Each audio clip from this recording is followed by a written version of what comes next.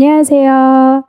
네. 아무튼 만나서 너무 반갑고요. 저희는 지난주에 유초 개강을 하고 이번 주 이제 중등이 시작이 되는데 중등 선생님들은 사실 7-8월 강의 들었던 분들이나 아니면 그전에 공부했던 선생님들은 모고를 위해서 여러 가지 또 복습을 철저히 하셨을 것 같고, 그리고 이제 오늘 시험을 봤을 때 어디서 많이 봤는데 잘 안 써지는 것들이 분명히 있을 겁니다.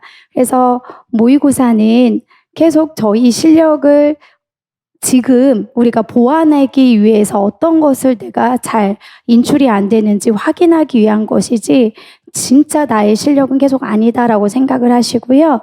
그래서 선생님들이 문제를 풀었을 때 추후에 내가 어떻게 보완할 부분이 있는지를 오답 노트 정리를 한다든지 아니면 모의고사 시험지에 꼭 쓰면서 그날 복습을 해야 강의를 들으면서 혹은 추후에 공부할 때 딱 압축해서 정리를 좀 더 쉽게 할 수 있을 것 같거든요. 그래서 개인적으로는 제가 항상 이제 강의를 시작을 할 때 몇 년도의 기출이 근거로 했다라고 여러 번 말씀을 드릴 거니까 복습을 하실 때에는 항상 그 기출을 다시 한번 찾아보고 기출에 있어서 어떻게 뻗어나갈 수 있는지 확장된 그런 사고들을 좀 생각을 하시면서 계속 모고 내용들을 좀 정리를 하시면 좋을 것 같습니다. 자, 이제 우리가 처음 시작이기 때문에 몇 가지 안내를 해드릴 건데요. 제가 매년 하지만 고민되는 게 이 채점하고 관련된 석차거든요. 항상 선생님들이 석차가 올라오는 첫 주에는 굉장히 민감하시고 이게 정말 나의 실력인 것처럼 많이 또 좌절을 하시고 하시는데, 계속 우리는 내 석차를 확인을 해보고 내가 조금 더 열심히 하고 내가 실수한 부분들을 보완을 했으면 어느 정도 위치였는데 아쉽다. 좀 더 열심히 문제를 정확하게 읽어야 되지라고 하는 이런 자극받는 용도로 사용하시면 되는 거지 절대 여기에 얽매이지 좀 않으시면 좋겠다라고 해서 좀 부탁을 드리고 싶은 내용이고요. 그리고 실질적으로 이 석차 통계는 저희가 점수를 주기는 하지만 정말 며칠에 거쳐서 정말 꼼꼼히 이렇게 몇 번씩 볼 수가 있는 시간적 여유는 없기 때문에 하다 보면 저희가 실수도 할 수 있고 또 여러 가지 강론들을 한꺼번에 볼 수가 없어서 채점의 기준은 제가 설명하고 있는 강론에 근거한 그 내용이기 때문에 선생님들 또 여기 있는 것만 정답이다 이렇게 좀 편협하게 생각을 하지 않으셔도 될 것 같아요. 결국 이 석차는 그냥 이 정도의 위치면 내가 어느 정도 공부하면 더 보완할 수 있겠다 그런 용도 계속 사용하시면 좋을 것 같다고 부탁을 제가 드리고 있는 거고요. 그다음에 총정리 추가 특강은 추후에 모의고사 다 끝나고 제가 이제 안내를 해드릴 거고, 작년 무료 강의도 있으니까 선생님들이 작년에 해당하는 내용들도 보면 올해 문제랑 다르기 때문에 충분히 또 보완할 부분들이 있으니까 꼭 들어주시고요. 오늘 교육학도 같이 시험을 보셨나요? 네, 그래서 계속 모든 것들은 나중에는 절대 없으니 지금 그냥 닥치는 대로 계속 선생님들이 신경을 쓰셔서 공부를 좀 하시면 좋을 것 같고, 그 다음 하반기 2차에 관련된 내용들도 선생님들이 어차피 내용을 받으셨으니까 지금 사실 2차 얘기에도 안 들어오니까 2차는 추후에 이런 내용들이 있구나라고 해서 그냥 공지만 읽어주시면 될 것 같고, 사실 이거 외에 한 가지 제가 말씀을 드리고 싶은 게 계속 교육과정을 어디까지 공부하시면 좋겠냐라고 질문을 많이 물어봐서 개인적으로는 지금 유초중 문제 만드느라고 시간이 좀 없어서요. 제가 추석 정도에 되면 그냥 특과정만 정리를 해서 강의를 한번 진행을 할까 지금 이 생각을 하고 있거든요. 그래서 오늘 해설 자료에도 특과정 내용은 정답만 이렇게 써놨지 다른 것은 넣어놓지는 않았어요. 그래서 특과정 강의가 특강으로 있을 예정이다라고 생각을 하시고 그렇게 해서 특과정은 좀 정리하시면 좋을 것 같습니다. 아시겠죠? 네. 그리고 마지막 저희가 5회이지만 4회 정도까지밖에 첨삭이 안 된다는 거 알고 계시면 될 것 같고요. 그리고 시험 시간 동안 오늘 풀어보셨죠? 개인적으로는 2교시 끝나고 나머지 40분이 점심시간이 실제 선생님들이 시험 현장에서 해야 되는 그 식사를 해야 되는 시간인 거잖아요. 이왕이면 좀 가지고 오셔서 드시는 좀 연습을 하는 게 어떨까 싶거든요. 오늘 빼고 4번밖에 안 남았어요. 그러면 내가 어떤 것을 먹고 3교시까지 버틸 수 있는 건지 집중력의 차이도 좀 테스트해 보시고, 그리고 내가 먹고 나서 어떤 내용을 정리를 해야 될 건지 그런 것도 지금 연습을 하면 좋거든요. 그래서 따로 물론 식사를 하시는 것도 좋지만 실제 시험처럼 생각하고 이 자리에 적응하는 연습을 좀 하시면 좋을 것 같아요. 이렇게 하고, 그다음에 해설 강의는 저희가 이제 2시 반부터이긴 하지만 융통성 있게 시간이 더 늘어날 수도 있고 줄어들 수도 있거든요. 그래서 꼭 6시까지 하는 건 아니니까 선생님들이 좀 참고를 하시고, 그리고 이제 이 모고 같은 경우는 장특법 특과정은 답만 체크하는 식으로 할 거고요.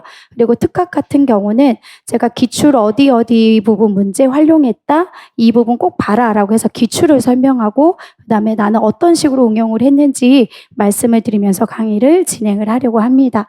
이 정도까지만 하면 될 것 같아서 바로 문제로 들어가려고 하거든요. 자, 1번 문제부터 한번 살펴보도록 할 건데, 1번 문제는 실질적으로 18년도였던 것 같아요. 18년도에 해당하는 문제를 제가 참고를 했는데요. 이 당시에는 인권의 존중이라고 하는 부분으로 정답을 쓰는 거였어요. 그래서 저는 그 주변에 있는 내용을 다시 한번 체크해보고자 문제를 출제했습니다. 그래서 해설 자료 보시면 정답이 그대로 나와 있죠. 특수교육 관련 교육 및 연수라고 하는 거 정확하게 쓰신 분들만 정답을 해주시면 될 것 같고요. 그다음에 이번에 이 동그라미 니은에 해당하는 내용은 2022 개정이지요. 그래서 선생님들이 이건 100% 나올 확률이 높은 내용이잖아요. 그래서 선생님들이 계속 2022에 관련된 일반 학급에 배치된 아이의 내용도 있고, 추후에 가면 기존의 2015는 중도 중복으로 설명하고 있던 내용이 장애가 심해요. 이렇게 또 변화된 내용들은 거의 100% 나올 확률이 높아요. 그래서 정확하게 암기를 좀 하시라고 원문에 해당하는 내용을 다 넣어놨고요. 그 다음에 동그라미 2번째가 기존과는 확실히 좀 다른 변화가 있는 부분이기도 하죠.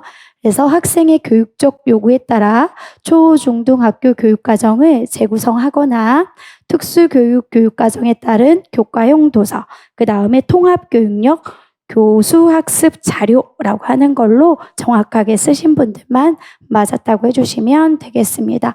아무튼 굉장히 중요한 부분이라는 걸 알고 계실 것 같아서 일단 이 정도만 하고요. 그 다음에 2번 문제에서도 제가 18년도에 나왔던 내용을 근거로 출제를 했는데, 실제 시험 문제에서는 내용 타당도를 쓰는 문제였죠. 그래서 저는 그에 대한 내용을 쓰는 거였습니다. 그래서 선생님들이 타당도라고 했을 때 검사 도구의 적합성이라고 하는 용어만 들어가면 맞는데요. 페이지 1쪽에 보면 음영 처리가 되어 있거든요. 그래서 검사 도구가 측정하고자 하는 능력이나 특성을 실제로 측정하고자 하는 정도인데, 검사 목적에 따른 검사 도구의 적합성, 그래서 기출은요 검사 도구의 적합성이라고 하는 것으로 언급된 내용이니까 꼭 같이 한번 살펴보시고, 내용 타당도가 18년도 정도의 중등이라고 한다면 21년도 초등에 또 다시 한번 문제가 출제가 됐고요.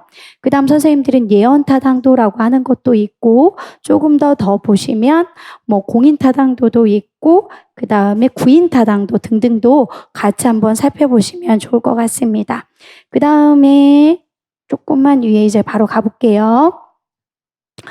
관찰을 할 때에는 관찰자들의 평가 결과가 얼마나 유사한지, 이걸 보고 정답을 푸는 거죠. 얼마나 유사한지, 얼마나 일치하는지를 보는 게 관찰자 간 일치도, 관찰자 간 신뢰도, 채점자 간 신뢰도 다 맞다고 해주시면 되는데, 이 당시에는 이 부분이 말 그대로 관찰자의 일치도를 파악해야 합니다 라고 되어 있었고요. 오늘 문제를 뒷부분 보시면 2교시 때 중심 반응 훈련이었던 것 같아요. 그때 반응기회 기록 방법이라고 하는 일치도를 계산하는 게 있거든요. 그 당시 이 문제가 세트였었어요. 그래서 18년도에는 관찰자 간 일치도를 해야 된다고 하고, 관찰자 간 일치도를 계산하는 거. 그래서 그 당시에는 퍼센트로 정답을 쓰는 거였죠. 그래서 그럼 나는 오늘 문제에서는 용어를 한번 써보라고 하고 뒤에 어차피 기출에 반응교의 기록 방법을 쓰는 게 출제가 됐으니 과거에 나왔던 걸 한번 짝을 지어서 계산, 일치도도 계산하는 걸 같이 한번 해보자라고 해서 뒤에 묶었습니다. 결국은 선생님들이 이번 문제에서는 타당도와 신뢰도의 개념들을 정확하게 알고 있는지를 선생님들이 체크를 좀 해보셔야 될 부분이다라고 생각하시고요. 예, 개인적으로는 이제 타당도, 신뢰도 이 부분 말씀드렸지만 조금만 더 확장을 하실 분들은 사회적 타당도, 물론 5번 문제에 있지만 중재충실도라고 하는 것도 여러 군데에서 보이는 용어거든요. 그래서 사회적 타당도, 중재충실도도 같이 함께 2번 문제를 공부하시면서 체크해 보시면 좋을 것 같습니다. 자, 그 다음 3번으로 바로 가보려고 하는데요. 3번 문제도 제 기억에 18년도였던 것 같아요. 전환교육계획을 수립하기 위해 특수교사와 어머니가 나눈 대화의 일부인데요. 기억을 하는 이유 한 가지를 쓰고 니은에 들어갈 말을 쓰는 거였어요. 그런데 이제 이 기억이라고 하는 부분이 23년도 중등에 많이 헷갈리게 문제가 출제가 됐었죠. 그래서 저는 이 부분을 조금 더 보완해서 보면 좋겠다라고 해서 문제를 출제를 했고요. 선생님들이 이제 과거 기출문제를 보면 지원 정도 척도의 명칭 쓰는 거 문제가 출제가 됐었었고, 그리고 이렇게 두 가지인가 이렇게 채우는 게 문제가 출제가 됐었던 적이 있었습니다. 그런데 23년도 중등에는 지원 정도 척도 안에서도 무엇을 파악해야 되는지, 그래서 지원 요구 척도라고 하는 거를 선생님들이 가로로 넣어서 정답으로 쓰는 게 실제 시험 문제로 있었었거든요. 그래서 일단 이와 관련된 내용들은 전체적으로 한번 내용을 정리를 해보고 기출 문제를 좀 정리하고 확장된 거 해설지 보고 먼저 설명을 해드리도록 할게요. 자, 이쪽을 보시면 될 것 같고요. 이쪽에 지원 정도 검사, 지원 강도 검사, 지원 정도 척도 다 같은 말이라고 보시면 되겠습니다. 번역을 어떻게 하느냐에 따라서 다르다라고 보시면 될 것 같고요. 자, 지적장애로 진단된 개인의 지원 요구에 대한 평가. 그래서 결국 오늘 정답도 추후에 보면 반드시 왜 이걸 써야 되냐. 개별화된 아이들의 지원의 요구를 파악하기 위해서 이런 식으로 쓰면 되는 거였거든요. 그래서 개인의 지원 요구에 대한 평가를 할 때 지원 정도 척도가 있다. 지적장애 학생의 사회 적응과 관련된 가능성의 다차원적 관점에서 지원 도구의 유형과 정도를 결정하기 위한 표준화된 도구로 지원 정도 척도라고 하는 게 소개가 됐는데요. 그 다음 볼게요.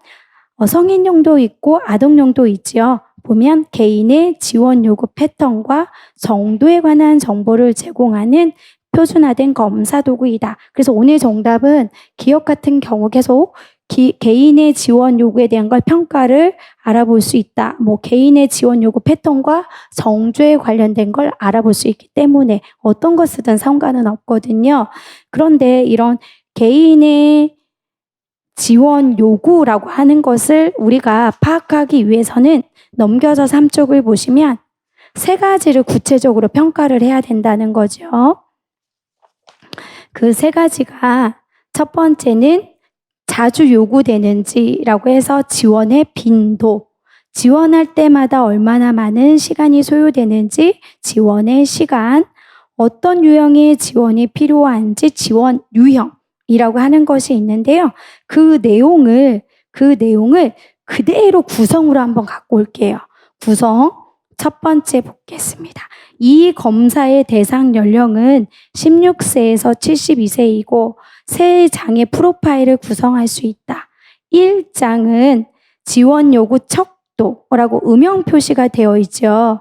이거는 실질적으로 오늘 문제는 아닌데 제가 여러 가지 조사를 해본 결과 작년에 정확한 정답은 지원 요구 척도가 정확한 정답이라고 하거든요. 결론적으로는 여기에 나와 있는 이 세 가지를 자세히 분석하는 게 제1장에 있는 지원 요구 척도라고 보시면 돼요. 그래서 지원 정도 척도는 이런 지원 요구, 아이들이 원하는 게 무엇인지 제1장 지원 요구 척도를 활용해서 추후에 지원 계획, 개별화된 지원 계획이라고 하는 것을 계획하고 실행하는 자료로 활용할 수 있겠구나라고 보시면 되는 거거든요. 혹시 제 말이 어려우세요? 그런 건 아니죠. 목소리가 좀 무거워서 원래는 되게 밝은데, 그렇죠? 자, 그래서 제1장 지원 요구 척도라고 하는 부분에 있어서 가장 아이들이 필요한 무엇을 알아본다? 아까 말했던 개인의 지원의 요구가 무엇인지 파악할 때 제1장을 굉장히 중요하게 여기고 1장에 있는 내용을 자세하게 평가한다. 그 평가하는 게 지원 유형, 지원 시간, 지원 빈도라고 보시면 되겠습니다. 일단 이 세 가지가 가장 중요한 내용이고요. 이렇게 평가를 한 거 그대로 놓진 않고 우리는 무엇을 활용해요? 23년도 중등에도 나왔는데 개별화된 지원 계획을 수립하고 실행할 때 이 과정들을 다 하는 거지요. 그래서 앞으로 중등은 충분히 이에 관련된 내용들이 파생해서 출제가 될 가능성이 높은데 그 파생해서 출제될 가능성이 높다라고 하는 것은 넘겨서 볼게요. 적응행동 검사와 지원 정도 척도의 차이점을 충분하게 구분할 수 있게끔 문제가 또 출제가 될 수 있어요. 자, 잠깐 저를 보시면 지적장애 정의를 우리 아이들에게 이제 넌 지적장애라고 부여를 해주잖아요. 그럴 때 우리는 이미 정해놓은 기준이 있어요. 그게 표준화된 검사 도구를 사용을 하고 그 표준화된 검사 도구 안에서 지적 기능의 제한성이 평균으로부터 2표준 편차 이하이거나 적응행동 같은 경우도 개사실 중 한 가지가 평균으로부터 2표준 편차 이하일 때는 적응행동 제한성을 보이고 이 두 가지가 부합할 때 우린 추후에 지적장애다라고 명칭을 부여를 하잖아요. 결국은 여기에 나와 있는 적응행동 검사는 추후에 장애 진단과 연결을 해서 살펴볼 수 있는 게 가장 큰 목적이라고 본다면 지원 정도 척도는 계속 따라다니는 게 뭘까요? 개별화된 지원의 계획을 우리가 할 때 굉장히 중요하게 사용된다는 걸 잊지 마셔야 될 것 같습니다. 그래서 저희는 사용 목적이라고 하는 부분을 볼 건데요. 조금 모호할 수 있기 때문에 중요한 것만 제가 설명을 할 거예요. 사용 목적의 첫 번째는 지적장애 진단, 이게 가장 중요한 걸로 그냥 체크만 하세요. 지적장애의 진단. 저희 4쪽에 세 번째 칸 사용 목적을 보시면 지적장애 진단, 이게 결국 장애 진단과 연결되어 있는 게 가장 중요한 거고요. 지원 정도 척도라고 하는 것을 볼 때에는 세 번째 줄 상대적인 지원의 요구 결정 및 개별화된 지원 계획의 개발이라고 하는 이 두 가지는 충분히 시험 문제가 나올 가능성이 높은 부분이니까 반드시 살펴볼 수 있는 내용이고요. 그 근거는 결국 23년도 중등에서 나왔던 부분이 이 부분이니까 확장해서 좀 더 자세히 보셔야 될 부분이다라고 보시면 좋을 것 같습니다. 아무튼 저희는 이 관련된 기억의 정답은 계속 지원의 아이의 개인의 지원의 요구를 파악할 수 있기 때문인 거고 지원의 빈도, 그럼 확장된 개념으로는 개별화된 지원을 계획하고 실행할 수 있게끔 얘가 반드시 필요한 것이다. 그래서 이 추후에 5단계로 또 연결해서 문제가 또 출제가 될 수 있으니까요. 오늘은 아니지만 개별화된 지원의 계획 실행 과정도 반드시 짝이랑 짝을 두 개 같이 해서 암기를 좀 해놓으셔도 좋을 것 같습니다. 그렇게 해서 이제 설명을 마치고요. 4번 문제는 19년도 중등 문제였던 것 같아요. 건강장애도 작년에 출제가 돼서 조금 우리가 헷갈리는 부분은 정리를 해보자라고 하는 의도에서 출제를 했는데요. 다음은 건강장애 학생 교육 지원 매뉴얼에 대한 내용이고 기억에 들어갈 말을 쓰는 건데 일단 보시면 병원 학교에서 수업받고 있는 중고등학생 출석 인정을 받을 수 있습니까? 라고 했어요. 그래서 선생님들은 추후에 병원 학교에 관련된 목적도 확실히 내가 알고 있는지 확장해서 공부를 하셔야 되고요. 2시간 이상 이런 것도 과거에 중등의 시험 문제가 출제가 됐던 기출문제. 자, 그 다음 이때 병원 학교의 출석 확인서, 수업 확인 증명서 이런 것도 기출의 단답형으로 쓰는 기출문제. 그럼 이것을 어디에다 제출해야 되냐? 우리는 소속 학교라고 하는 걸로 그대로 써주셔도 되고요. 원적 학교, 원적 학급 이렇게 쓰신 분들도 다 맞았다고 해주시는데 기출에서는 소속 학교라고 하는 걸로 명칭이 언급이 됐습니다. 자, 그 다음 이렇게 올릴게요. 병원 학교에서 수업을 받고 있지만 건강 상태가 좋지 않아 소속 학교에 출석해서 평가를 받기 힘들거나 병원이나 과정 등에서도 평가를 받기 어려운 학생이 있습니다. 이런 경우에 어떠한 해결 방법이 있습니까? 당일 소속 학교에 출석해서 평가를 실시하므로 원칙으로 하지만 부득이한 이유 등으로 직접 평가가 불가능한 경우 소속 학교의 학업 성적 관리 규정. 이게 과거 단답형으로 썼던 기출문제거든요. 잠시만요. 이게 과거 단답형으로 기출문제 정답으로 썼던 선생님들의 문제였는데 올해 23년도는 이것만 있는 건 아니고 건강장애라고 하는 김정현 교수님 강론에서 문제가 출제가 됐고 거기에서는 또 개별화 건강관리위원회라고 하는 회의록에 관련된 쫙 매뉴얼이 있었기 때문에 똑같이 정답을 쓰는 건 같은 내용이거든요. 즉, 제 말은 직접 평가가 불가능한 경우는 이제 2가지가 있다라는 걸 암기를 해야 된다는 걸 말씀을 드리고요. 첫 번째는 학업 성적 관리 규정에 따라 너 몇 점이야? 이렇게 점수 받을 수 있대요. 2번째는 작년에 나왔던 학업 성적 관리 위원회에서 서로 협의해서 결정으로 해서 아이에게 점수가 부여받을 수 있다. 그런데 오늘 문제에서는 니은 방법 외에 써라라고 했기 때문에 선생님들이 23년도 중등에 똑같이 문제가 출제가 됐던 학업성적관리위원회 결정에 따른다라고 하는 걸로 정답을 쓰면 되는데요. 그에 대한 걸 쭉 해설지를 보면서 체크를 해드리도록 할게요. 먼저 4쪽에 있는 내용을 보시면 이거는 저희가 함께 생각하는 지체장애 학생교육 지체장애 파트에 있는 건강장애가 조금 들어간 내용의 일부예요. 자, 음영 처리된 걸 보실게요.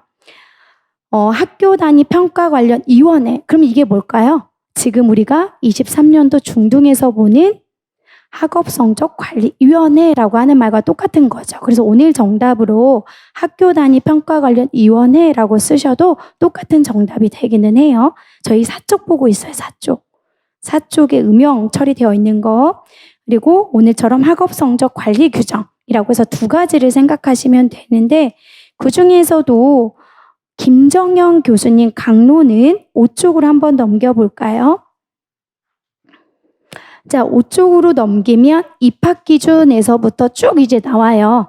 쭉쭉 그냥 넘길게요. 5쪽부터 쭉쭉쭉쭉 관련된 내용 넘기면 작년에 시험 문제가 출제가 된 게 11쪽에 있어요. 11쪽. 11쪽. 그래서 성적 처리라고 하는 부분이 지금 있죠. 예, 이 부분에서 강론에서 건강장애 강론에서 출제가 됐다. 병원 학교 및 원격 수업 등 정보통신 매체를 이용해서 수업을 받는 건강장애 학생의 성적 처리는 소속학교 학업성적 관리 규정에 따라 처리를 하는 게 일반적인데 병원 학교 및 원격 수업 등 정보통신 매체를 이용해서 이러한 수업을 받는 건강장애 학생 특히 수행평가 그 당시에 저희가 23년도는 수행평가가 나왔을 거예요. 23년도 중등 기출은 그래서 수행평가나 지필평가는 평가당의 소속학교 출석함으로 원칙으로 하되 부득이한 경우는 소속 학교의 학업 성적 관리 위원회라고 하는 것에 따라 결정에 따른다라고 나와 있어요. 그래서 만약에 이제는 기출의 확장의 의미로 보실 때 선생님들이 지금 이게 어떻게 보면 학적 관리와 관련된 내용인 거잖아요. 그래서 2시간 이상 실수해야 되는 거, 출석 확인서 혹은 소속 학교 이런 건 굉장히 많이 나오는 거고, 여기에서 2가지를 써라라고 한다면 이 학업 성립 관리 규정도 있고 작년에 나왔던 것처럼 학업 성적 관리 위원회라고 하는 거 2가지를 이제는 기억을 좀 하시면 좋을 것 같아서 확장해서 문제를 출제를 했습니다. 아무튼 그런 내용들은 쭉쭉 있으니까 다 붙여놨거든요. 한번 쭉 읽어보셔도 도움을 많이 받으실 수 있을 것 같습니다. 그래서 4번 문제까지 했고요. 5번 문제로 들어가 볼게요. 서답형 4점으로 들어간 부분은 19학년도 문제를 많이 활용을 했거든요. 그래서 선생님들이 19학년도부터 23학년 최근까지 제가 관련된 내용들을 계속 모의고사 문제 풀 때 활용을 할 거예요. 그런데 이제 이번에는 19학년도 거를 많이 활용을 했어요. 그 이유는 19, 20, 21, 22, 23 그럼 저희가 5번 정도 모의고사 풀면서 연도별 기출도 굉장히 좀 꼼꼼하게 보면 좋겠다라고 하는 생각이 났고, 그래서 각각 19년도 많이 활용했다 하면 선생님들은 19년도에 나왔던 기출 혹은 뭐 중간중간에 18년도 것도 있을 건데요. 그러면 18년도 거에서 체크해서 꼭 서답형은 다시 한번 주변의 내용들을 확인을 꼭 해보세요. 자, 이 문제는 19학년도인데 그 당시는 이제 어떻게 출제가 됐는지 먼저 쭉 훑어드리도록 할게요.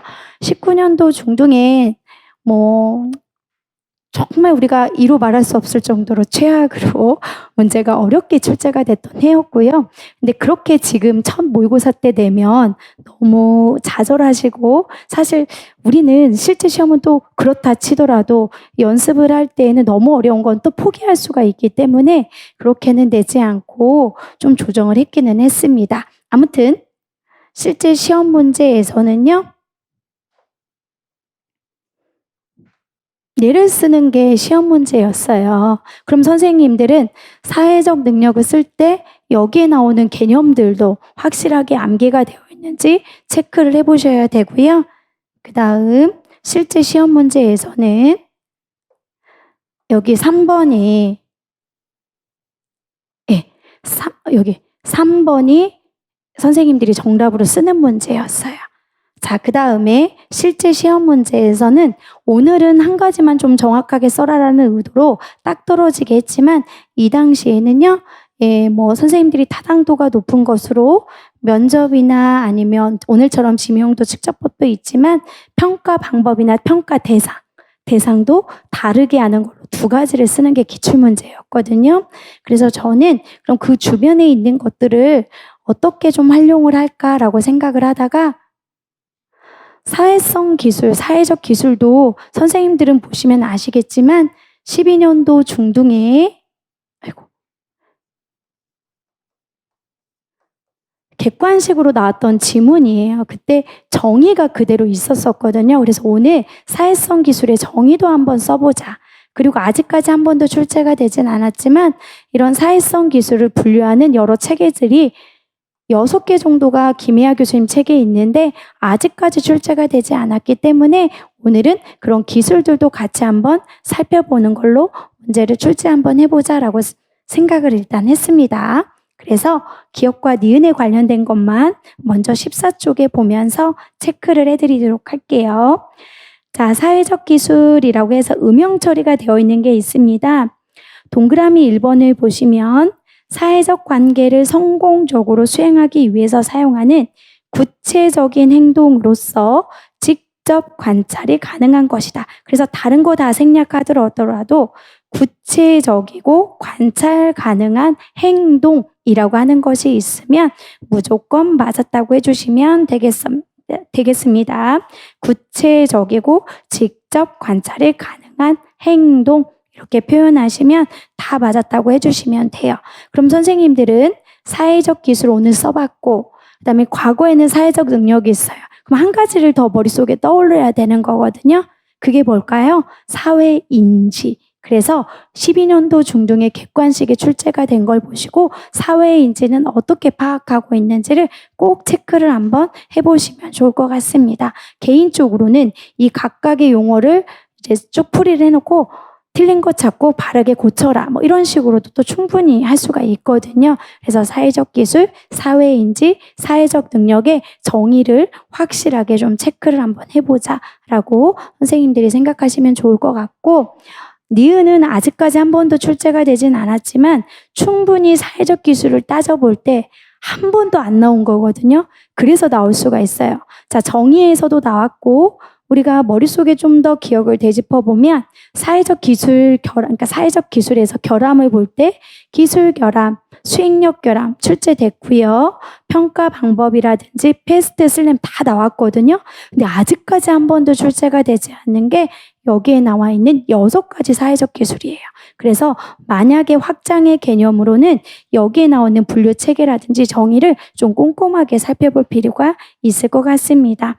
자, 이제 볼게요. 학교 적응 기술은 성공적인 학교 적응 및 학교 생활하는 데 필요한 사회적 기술이라고 하고요. 오늘 문제처럼 수능 기술이라고 하는 것은 규칙이나 기대에 따르는 사회적 기술이라고 보시면 되겠습니다.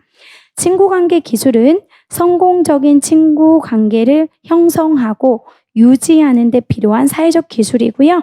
넘겨서 보시면 자기주장 기술이라고 하는 것은 자신의 생각, 의견, 권리를 적절히 표현하는 데 필요한 사회적 기술.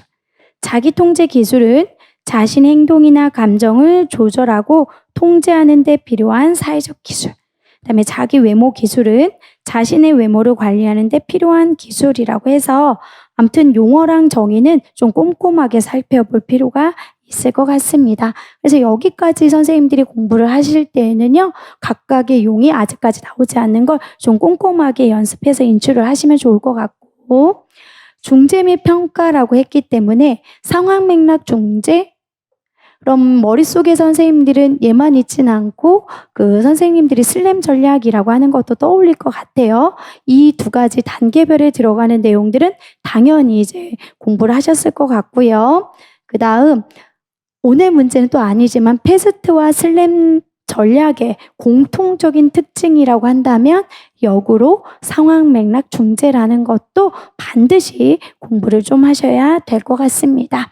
자, 그 다음에 이제 오늘 상황 맥락 안에서도 우리는 줄 설 수 있게끔 차례대로 줄 서는 것을 지도하려고 한대요. 무엇이 문제인지 생각해보자. 디귿에 들어가는 건 많이 아셨을 것 같습니다. 여러 가지 대안을 찾아보기라고 하는 걸로 다 써주셨을 것 같거든요. 그래서 화내는 것 외에 할 수 있는 여러 가지 대안을 말하기, 아니면 여러 가지 대안을 생각해보기, 여러 가지 대안 방법 알아보기, 여러 가지 대안 용어가 들어가시면 다 맞았다고 해주시면 되겠습니다. 그 다음 과거 기출 문제를 떠올려 보면 과거 기출 문제는 여기에 정답으로 쓰는 거였다라고 했기 때문에 최적의 대안을 선택하는 게 3번째 단계였구나 라고 보시면 되죠. 아무튼 슬램이랑 같이 함께 보시고 그 다음 또 이제 볼게요. 저희가 각각 1점, 1점, 1점씩 주시면 되고 사회적 타당도를 가장 많이 높일 수 있는, 그래서 가장 많이라고 제가 사용을 했고요. 평가 방법으로서 리을에 들어갈 용어 1가지를 쓰고 목적을 쓰는 거였습니다. 리을에 들어갈 용어는 사실 면접이라고 쓰진 않겠다라고 생각을 했거든요. 그 이유는 여기 있는 목적이라고 하는 것이 20년도에 유아에 기출이 출제가 됐던 지문이어서 그 당시 또래지명법, 지명도 측정법 다 같은 말이기 때문에 여기에 들어가는 내용을 면접으로 단서를 주지는 않았어요. 그래서 오늘 정답은 지명도 측정법, 또래 지명법, 교우 관계도, 소시오그램 다 맞았다고 해주시면 될 것 같고요. 이제 목적이랑 같이 써주시면 되는데 그에 대한 내용을 역시 체크를 18쪽에 보시면 체크를 했으니까요. 볼게요.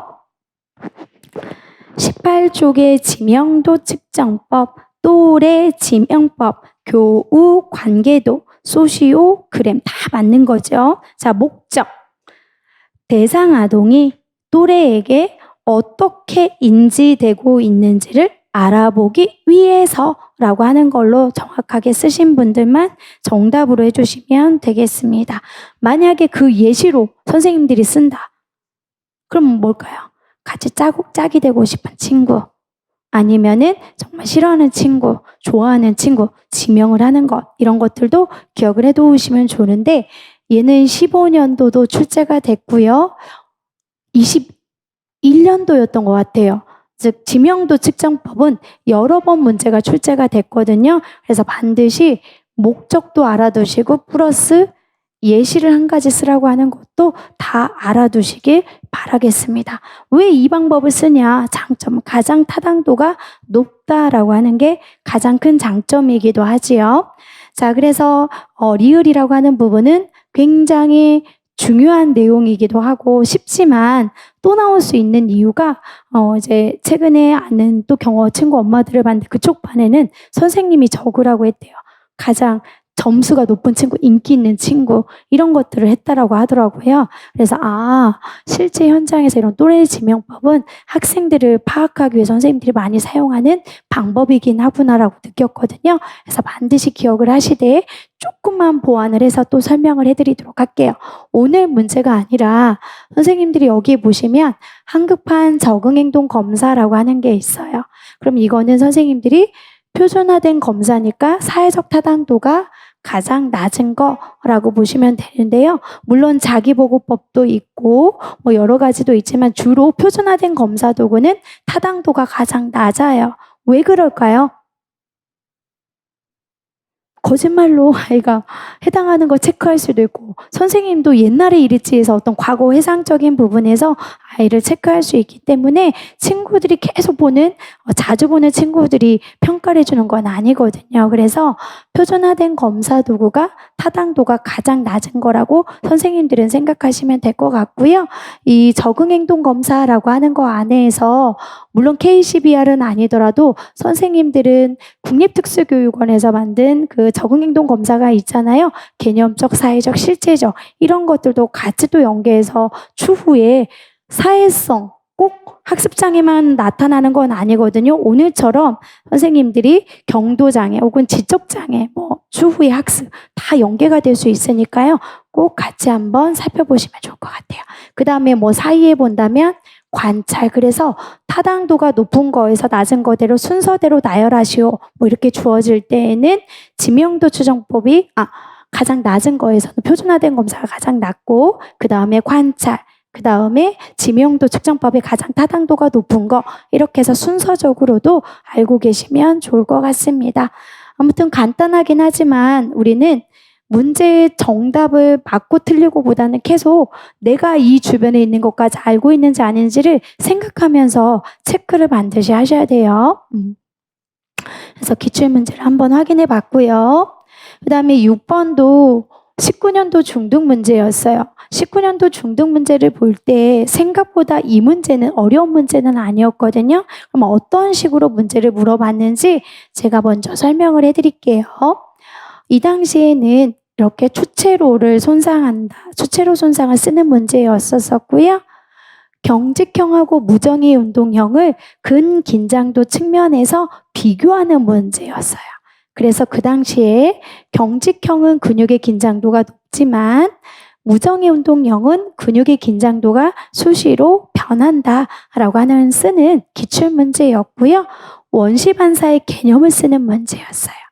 그리고 왜 이게 지속적으로 나타나면 문제가 되는지, 결국 우리에게 필요한 대체 반응이 늦어지는 거, 지연되는 게 문제점이었죠. 그래서 제가 여기에 해당하는 원문 안에서 실제 기출문제에서 기억에 들어가는 건 맞아요. 추체외로 기저에 이런 손상이 있었기 때문에 유사하게 문제를 출제를 했습니다.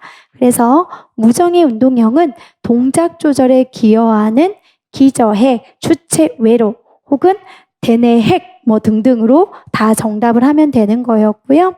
여러 가지 또 장애를 보이는 경우가 많습니다.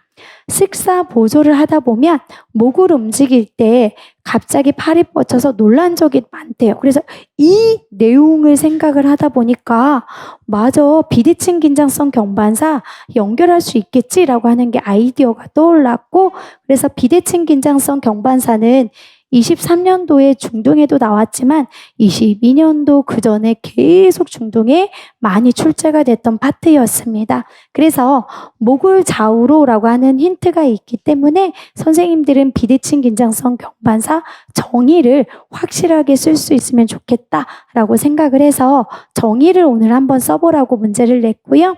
이거는 그냥 점수가 주어지는 거였죠. 학생 K가 식사를 바르게 할 수 있도록 그럼 우리는 어떻게 하면 돼요? 정중심, 정중앙, 중심이라고 하는 것과 관련해서 정답을 쓰면 되겠지요. 자, 이거 이따가 쭉 해설체 보면서 또 체크해 드릴 거예요. 그 다음에 이것도 살을 붙였어요.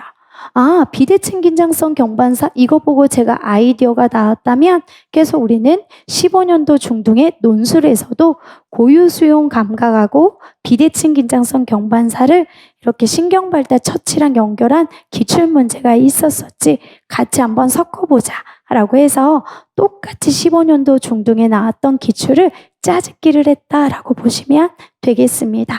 그래서 저도 학생 K가 식사 시간과 수업 시간에 고유수용 감각을 향상시키는 바른 자세를 할 수 있도록 신경발달 처치, 보바스라고 하는 것을 해주고 있습니다. 그러면 이미 공부를 하셨던 분들은, 기출문제 공부하셨던 분들은 신경발달 처치, 비정형적인 발달, 운동 발달은 억제하고 정상적인 움직임 혹은 전형적인 움직임을 촉진할 수 있게끔 목적으로 하는 게 신경발달 처치인데, 오늘은 그냥 개념을 쓰는 게 아니라 니은,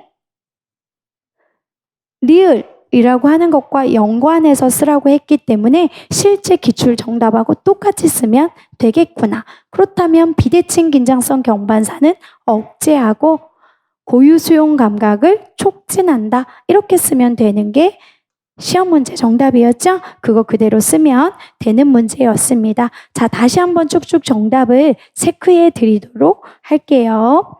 자, 넘겨서 저희는 21쪽을 보시면 되겠습니다.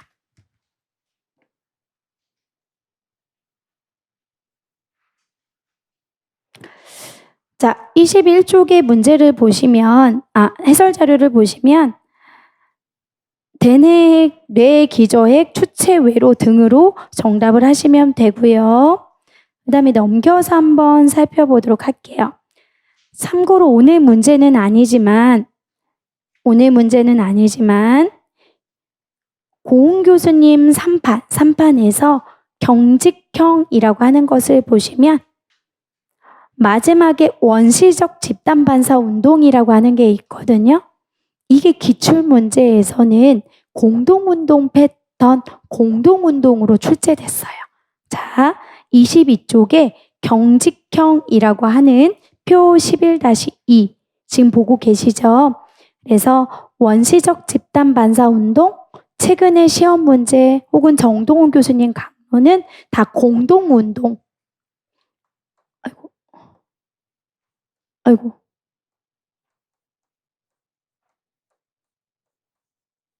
혹은 공동운동 패턴.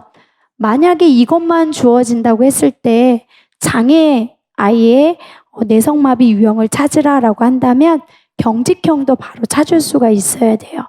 계속 기출문제 3번 정도 언급된 용어 이렇게 생각하시면 될 것 같습니다. 자, 그 다음에 넘겨서 한번 볼게요. 23쪽. 비대칭 긴장성 목반사 동그라미 2번째. 이제 보시면 목을 돌림에 따라 얼굴이 바라보는 쪽에 팔과 다리가 신전되고 그 반대편 팔과 다리는 굴곡된다 라고 해서 이 정의를 그대로 써주시면 되는데, 이제 선생님들은 작년에 나왔던 기출을 생각을 해보면 이 아이가 오른쪽을 돌렸으니까 이 목을 왼쪽으로 돌렸어요. 그러면 왼쪽에 팔과 다리는 신전되고 오른쪽은 굽어진다. 이렇게 정답을 쓰는 게 있었었죠. 자, 그 다음에 오늘 문제는 아니지만 대칭성, 긴장성 경반사라고 했을 때 목을 내가 위로 이렇게 신전을 했어요.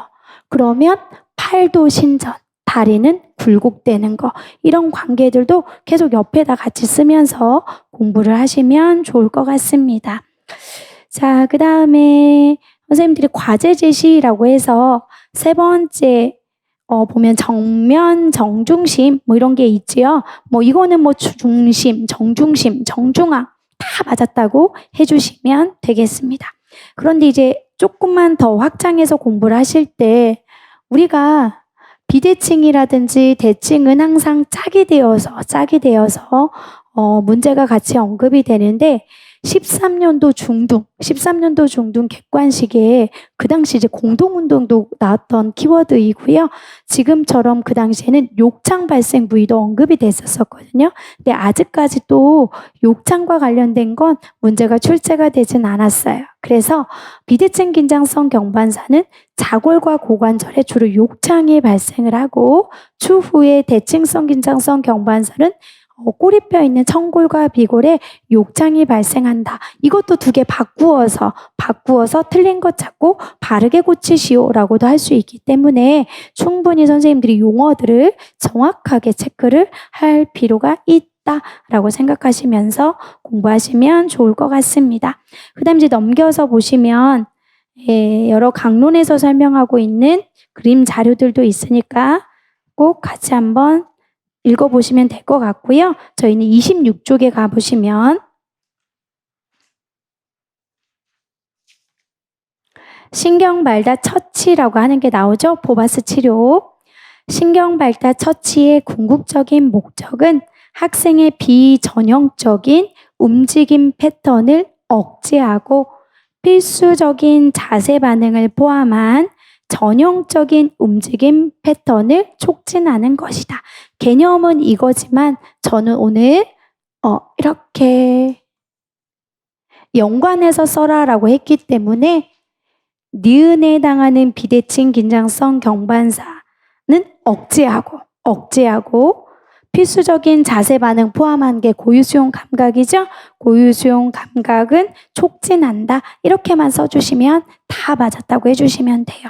그리고 또 이제 참고로 아직까지 한 번도 중등에는 출제가 되진 않았는데 자세 조절 요구에 되는 감각에 전점 감각, 고유수용 감각, 그리고 촉각 이 세 가지가 있다는 것도 꼭 기억을 하시고요. 플러스 감각운동 통합훈련이라고 하는 것도 우리가 이 세 가지 감각을 훈련시켜주기 위한 방법이라는 거. 예, 감각통합치료랑 똑같은 요구되는 감각이 똑같다. 이렇게 좀 체크를 해보시면 좋을 것 같습니다. 자, 그래서 이렇게 보시면 되고, 자, 이제 7번도 한번 살펴볼게요.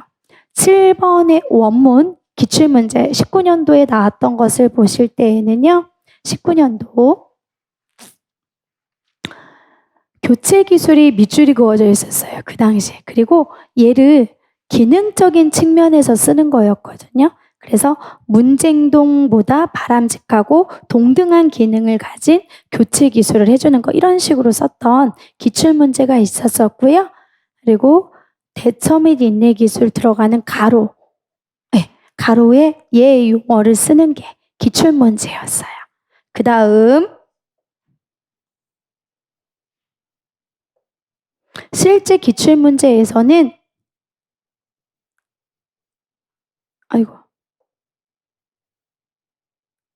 수준의 변화, 그래서 기초성과 중재 구간의 평균을 통해서 아이에게 수준이 어떻게 달라졌는지 구하는 방법을 쓰는 거였거든요. 그 다음 변화의 즉각성 정도라고 하는 것에 밑줄이 그어져 있었고요. 기초선의 마지막 자료점과 중재 구간의 첫 자료점 사이에 그러니까 변하는 정도, 얼마나 빠르게 변하는지를 작성하는 걸로 문제가 출제가 됐습니다. 그렇다면 저는 기출에 있는 내용에서 해당하는 부분들만 밑줄을 긋고 주변만 확실히 선생님들이 확장이 됐는지 아닌지 체크를 한번 해보자 라고 해서 문제를 출제를 했는데요.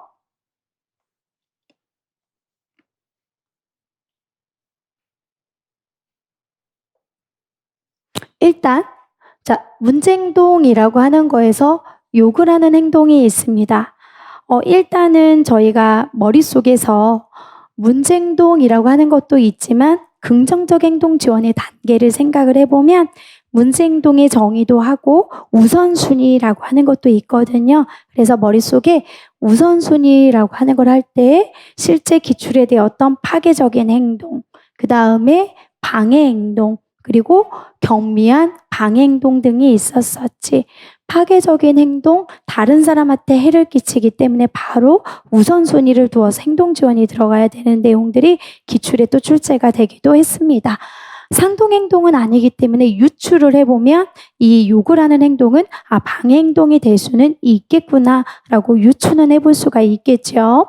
자, 그 다음 동기평가 척도라고 하는 것은 23년도 유아에 기출해 보시면 이 아이가 왜 자꾸 문제행동을 보일까? 그 동기가 선생님한테 관심을 얻고자 하는 걸로 그 숫자, 동기에 해당하는 관심 얻게 여기 숫자가 있었어요. 그걸 총합을 해서 최종적으로는 관심 얻기였다. 이런 데이터가 있었거든요. 그러니까 중등도 이런 용어가 나왔으니 23년도 유아의 기출문제를 보고 동기평가 척도가 어떻게 출제가 됐는지 꼭 같이 한번 살펴보세요. 그리고 ABC 관찰이라고 하는 거. 그럼 얘는 추후의 간접평가고 얘는 직접평가가 될 수가 있어. ABC 관찰은 또 역시 과거에 시험 문제가 출제가 될 때 어떻게 출제가 됐나요? 장점.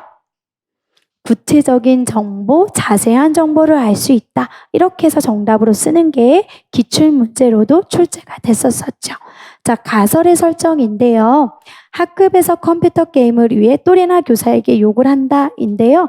선생님들이 이거를 굳이 따지자고 한다면 가설의 구성 요소로 딱딱 떨어지지는 않아요. 그렇지만 선생님들은 유추는 할 수 있어요. 이 아이가 컴퓨터 게임이라고 하는 것을 좋아하는 활동을 얻기 위해서 문제행동을 보이고 있구나라고 하는 문제행동 기능은 파악할 수가 있겠죠. 네, 있겠죠. 자, 그리고 만약에 여기서 내가 조금 더 컴퓨터 게임이 아닌지 아니면 좋아하는 사람 관심 얻기 위해서 욕을 하는 건지 알고 싶어요. 그러면 조금만 더 확장을 해서 20년도에 초등에 나왔던 기능 분석이라고 하는 것도 같이 이렇게 짝이 되어서 문제가 출제가 된 부분이 있거든요. 같이 함께 살펴보셔도 좋을 것 같습니다. 기능 분석과 관련된 내용 좀 섞었다고 말씀드리는 거예요. 네, 그렇게 해서 살펴보시고요. 문제행동을 대신할 수 있는 교체 기술. 그럼 선생님들은 시험 문제에서는 문제행동보다 바람직한 동등한 기능으로 우리가 교체를 시켜주는 거라고 한다면 20년도 초등에 나왔던 걸 짜집기를 했구나. 그 당시는 노력이라고 하는 부분으로 채우는 거였거든요. 근데 오늘은 즉각성이라고 하는 걸로 채우는 문제였어요. 그러면 이것도 20년도 초등의 기출문제 일관성은 뭐였지? 22년도 제 기억이에요. 초등에 변동 강화. 아니다. 얘는 연속적으로 강화를 해줘야 된다. 이렇게 해서 기출문제가 또 초등에 나왔던 굉장히 중요한 예문들이에요. 그러니까 이런 내용들도 꼼꼼하게 같이 살펴보셔야 된다는 거. 자, 그 다음 이제 저희는 즉각성과 관련된 부분 쭉 한번 저희가 여기 대처 및 인내 기술과 여기 니은과 관련된 부분 27쪽부터 보고 체크를 해드리도록 할게요. 27쪽. 27쪽에 일단 위에 보시면 교체 기술이라고 하는 것이 나오거든요. 교체 기술. 교체 기술 선택 기준 중에 노력, 결과의 질, 결과의 즉각성, 결과의 일관성, 처벌 개연성 이라고 하는 양면 교수님 책도 한번 읽어보시고요. 이건 간단하게 나왔으니까. 저희는 대처 및 인내 기술이라고 하는 부분에 있어서는 힘들고 재미없는 상황에서 문제행동을 하지 않고 인내하며 대처할 수 있는 기술을 의미한다. 정확하게 워딩대로 쓰신 분들만 맞았다고 해주시면 될 것 같고, 넘겨서 오늘 문제는 아니지만 얘도 나올 수가 있겠구나. 이렇게 가로. 그럼 선생님들이 가로로 해서 일반적 적응 기술. 그럼 뭘까?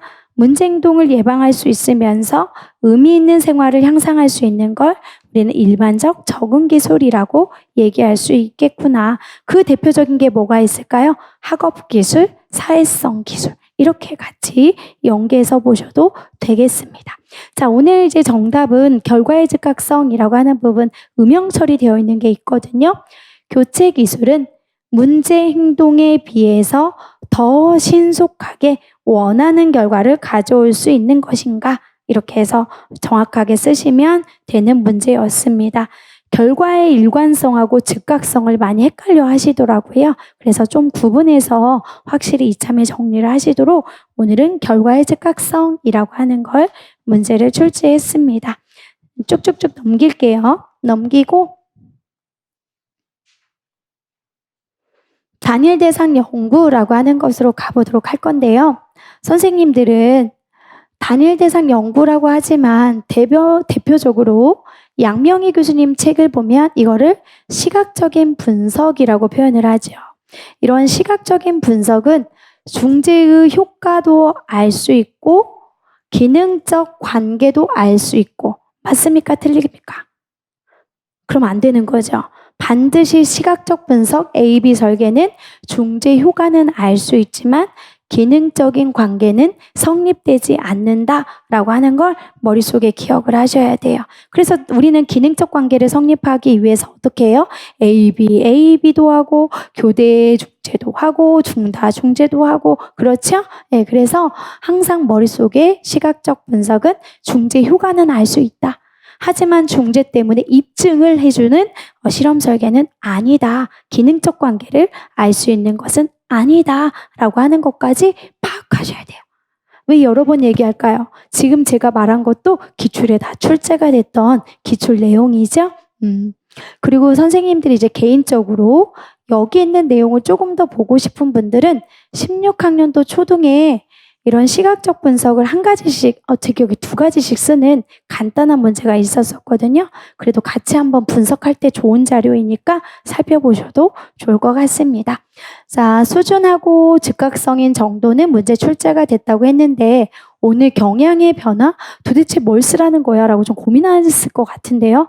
이거하고 이건 어떻게든 좀 찍을 수는 있을 것 같다는 생각을 했는데 개인적으로 좀 고민을 했던 부분이었어요. 증가 감소 뭐 이런 걸 쓰라고 할 건지. 그런데 과거 09년도 초등에 경향선이라고 하는 것이 한 번 나오고 그 이후로는 한 번도 출제가 되지는 않았어요. 그래서 경향의 변화를 알려면 경향선을 그어봐야 되는 거거든요. 그 내용을 좀 해보면 좋겠다라고 생각이 들어서 문제를 출제를 했고요. 그 다음 리을 같은 경우는 여기 변동성, 변화율이라고 하는 거죠. 변화율이 심하대요. 그러면 어떻게 해야 될까요? 아직 다 보지 않았는데.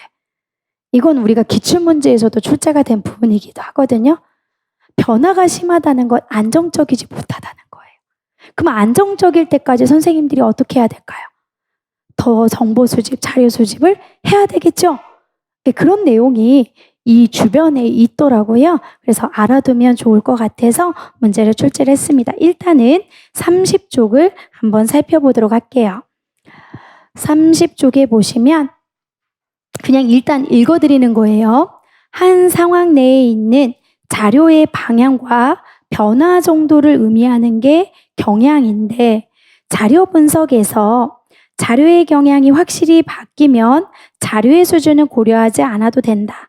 자료의 경향은 경향선을 그려서 알아볼 수가 있다고 해요. 일단 밑줄 한번 그어보시고 경향선이란 자료의 방향과 변화 정도를 가장 잘 나타내 줄 수 있는 직선의 기울기. 그래서 얘는 모든 강론에 다 있거든요.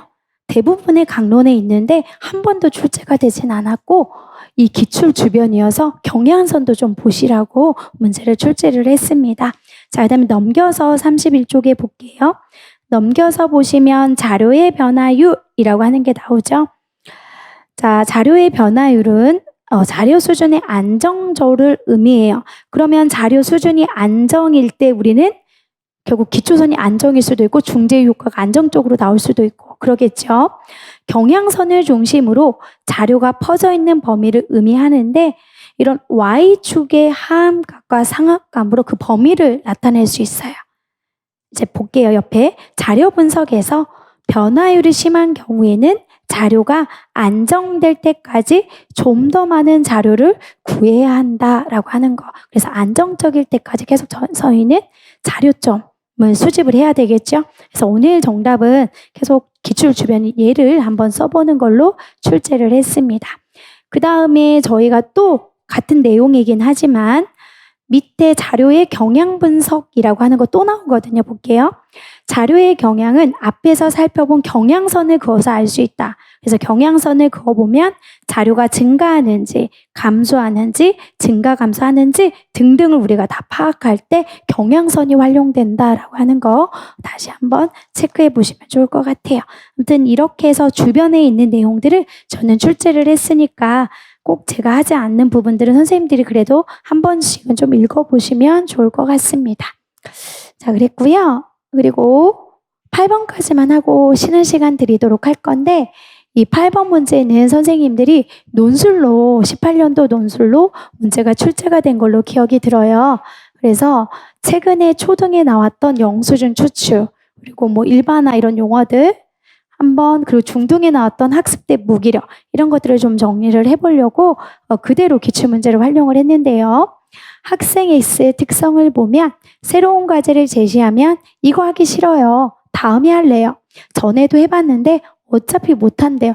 이런 용어들이 항상 나오는 뭐예요? 학습된 무기력의 단골이지요. 그래서 학생 X의 특성을 관찰해보니 이전의 과제 수행에 대한 실패 경험이 많아서 주어진 과제를 하지 않으려고 한대요. 정의적인 측면, 동기적인 측면, 심리적인 특성 다 학습된 무기력 이렇게 용어를 쓰시면 되고 교수 방법은 여러 가지가 있지만 무조건 그냥 한 가지로 압축을 하려고 해요. 성공 경험을 제공한다. 이게 모든 기출 그리고 이 당시에도 그거 빼고 성공 경험이라고 하는 거 안 썼으면 다 틀렸다고 채점이 됐다고 들었어요. 그래서 물론 여러 가지 저희는 모의고사니까 열릴 가능성은 넣어두겠지만 즉 실패를 처리하는 방법 등 쓰신 분도 맞았다고 하겠지만 그냥 하나로 알아둬라. 성공 경험 너무 중요한 거다. 이거 좀 말씀드리려고 출제를 했습니다. 둘 다 써야만 1점이 될 거고요. 니은과 디귿의 의미를 비교해서 서술하고 라고 하는 건 이 당시에는 정의를 그대로 쓰는 거였거든요. 그래서 저희는 정의를 쓰는 거 어차피 길게 지금 선생님들은 칸을 어떻게 활용할 수 있는지 한번 보려고 둘 다 엮어서 한번 비교해봐라. 그냥 묶은 겁니다. 그리고 영수증 추측이라고 하는 거 잠시만요. 이렇게 일단 체크를 해드리면 이게 18년도 중등 문제라고 한다면 20년도 중등에 의미 쓰는 게 있었어요. 중등에 똑같이. 그리고 이제 선생님들은 뭐 영수증 추측만 보시면 안 되고요. 예. 최소 위험 과정 기준, 자기 결정, 뒤에 나오겠지만, 그 다음에 궁극적 기능성 기준, 영수증 추측, 생활 연령, 이런 것들은 기본적으로 중등에서는 당연히 따라올 수 있는 문제. 아직까지 중등 입장에서 본다면 궁극적 기능성 기준은 아직 출제가 되진 않았죠. 궁극적 기능성 기준 그런 내용들도 살펴보시면 좋을 것 같습니다. 아무튼 이 두 가지는 기출문제였다. 이렇게 말씀드리려고 하는 거예요. 그 다음에 이렇게 유지하는 데 도움이 되는 거 그 당시는 논술이라고 했잖아요. 선생님들이 그 당시 유지 그럼 중간에 강화한다 이런 내용들과 연결해서 쓰는 문제였는데 생각이 났어요. 어떤 생각이냐? 유지에는 여러 가지 방법이 있잖아. 이게 다 뭐다? 기출에 출제된 거. 얘를 좀 정리를 하는 게 필요하다. 그래서 유지를 위한 방법, 과잉학습. 17년도 초등에 나왔죠. 내가 아이에게 가르쳤을 때 10개를 가르쳤어요. 그럼 5개만 더 하자. 이렇게 설명한 내용이고요. 분산시도 중등에 나왔습니다. 그래서 이건 약간 번역마다 다르기는 하지만 하루 일과 여러 번 전반에 걸쳐 아이에게 지도하는 것으로 다 대부분 썼을 것 같아요. 간헐 강화계 여러 번 나왔어요. 유지를 우리가 하기 위해서 효과적인 걸로 많이 언급이 됐습니다. 그래서 유지라고 하는 것이 나왔을 때 선생님들이 이런 것들이 기출로 출제가 됐구나라고 하는 걸 파악했으면 좋을 것 같아서 오늘 문제를 좀 짬뽕 섞었습니다. 이제 해설지를 보면서 정답을 쭉쭉 이제 말씀드릴게요. 아까 이 부분은 성공 경험이라고 하는 것과 연결을 해 35쪽 학습된 무기력으로 이렇게 음영 처리되어 있는 거 찾으시면 되고요. 이제 6쪽 넘어가도 되죠. 36쪽. 자, 36쪽을 보시면 정의는 어떤 거 쓰든 상관없어요. 단지 이제 비교하시면 되는데요. 자극의 일반화란 훈련 상황에서 주어진 특정한 자극이 아닌 다른 자극이 다른 상황에서 주어져도 표적 행동이 일어나는 것이라면 반응의 일반화는 특정 상황이나 자극에서 어떤 행동이 강화된 결과 동일한 자극이나 상황에서 다른 행동이 일어날 가능성을 증가하는 것이다. 이렇게 쓰셔도 되고요. 아니면 두 번째 음영 처리되어 있는 걸로 쓰셔도 되고 상관은 없어요. 두 번째도 읽어드릴까요?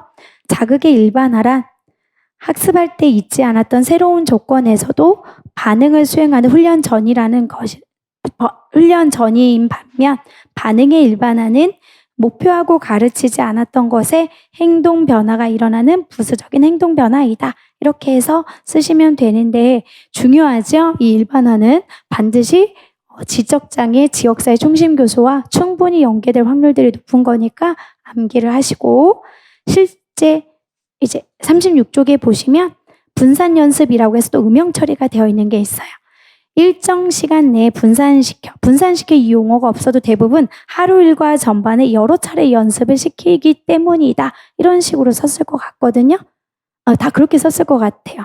그래서 일정 시간 내에 분산시켜 여러 차례 연습시키는 방법이기 때문에 아니면 하루 일과 전반에 여러 번 연습시키는 것이기 때문에 이렇게 등등 다 정답으로 체크해 주시면 되겠습니다. 그 다음에 넘겨서 저희는 39쪽을 바로 들어가 보도록 할게요. 39쪽에 보시면 학급에서 배운 기술을 실제 사회생활에서 일반화하지 못할 수도 있다는 전제 기반을 두고 배운 기술을 여러 환경에서 일반화할 수 있는지 시험해 봐야 된다. 그래서 오늘 이 부분은 이 줄칸을 어떻게 쓰는지가 선생님들이 좀 고민을 했던 문제가 되지 않을까라고 생각이 들거든요. 답 이렇게 4칸 쓸 때 좀 고민했을 것 같다라고 생각이 들더라고요. 아무튼 다 기출문제에서 가지고 온 거니까 정확하게 한번 체크를 해보시고 시간이 좀 애매해서 저희는 10분 정도 쉬었다가 들어가 볼게요. 질문 받도록 할게요.